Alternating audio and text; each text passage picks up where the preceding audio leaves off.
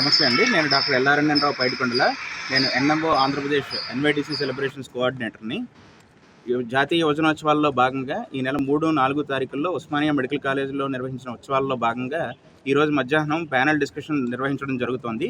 అయితే ఈ ప్యానెల్ డిస్కషన్లో పెట్టిన థీమ్ ఏంటంటే వైద్య విద్య, వైద్య విధానాలు, గతం, వర్తమానం, భవిష్యత్తు.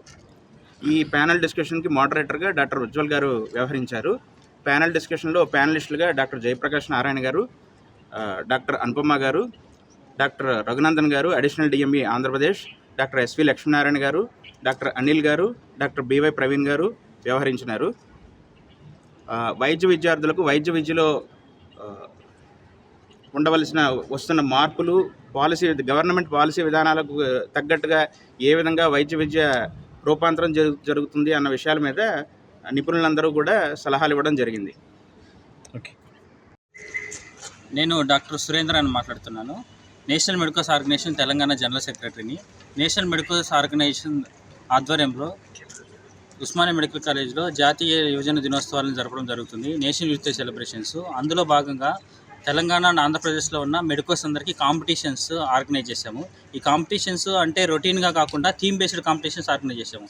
Speech competition and short film competition, poster presentation and quiz competition.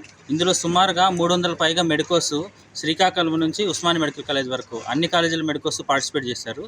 ఈరోజు కన్క్లూడింగ్ సెరమనీ ఉంది. కన్క్లూడింగ్ సెరమనీకి చీఫ్ గెస్ట్గా Jayaprakash Narayana sir, Ramakrishna Math president Bodhamananda Swamiji and various eminent doctors Andhra Pradesh నుంచి, తెలంగాణ నుంచి కూడా అటెండ్ అయ్యారు.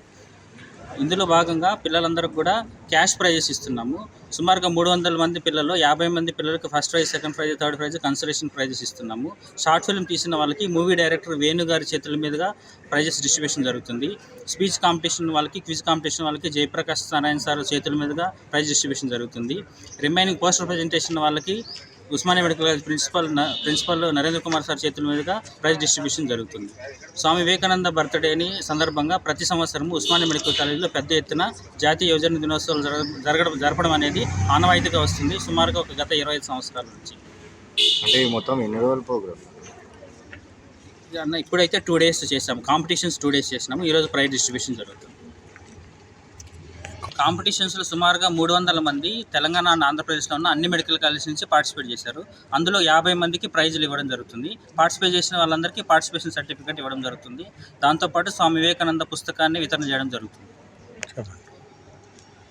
అంటే మీకు అందరికీ తెలుసు, ఇప్పుడు మెడికల్ కాలేజ్ నెంబర్ బాగా పెరిగింది. చాలామంది పిల్లలు హంబుల్ బ్యాక్గ్రౌండ్ నుంచి వస్తారు, చాలా పేదరికం నుంచి, పల్లెటూరు నుంచి కూడా వస్తారు. ఆ పిల్లలకి పుస్తకాలు కొనుక్కోవడానికి, చదువుకోవడానికి ఎంకరేజింగ్గా ఉంటుంది.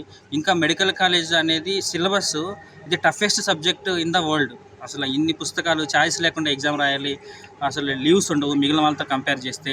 ఇలాంటి స్ట్రెస్ఫుల్ ఎన్విరాన్మెంట్లో వాళ్ళకి మెంటల్ హెల్త్ అనేది చాలా ఇంపార్టెంట్. స్వామి వివేకానంద ఫిలాసఫీ దాన్ని కన్నా వాళ్ళు చదువుకోగలిగినారంటే మానసికంగా ఆరోగ్యంగా ఉండడం కోసం, భవిష్యత్తులో మంచి డాక్టర్లుగా తయారవ్వాలనే ఉద్దేశంతో స్వామీజీ పుస్తకంతో పాటు వాళ్ళకి క్యాష్ ప్రైజ్ ఇవ్వడం జరుగుతుంది.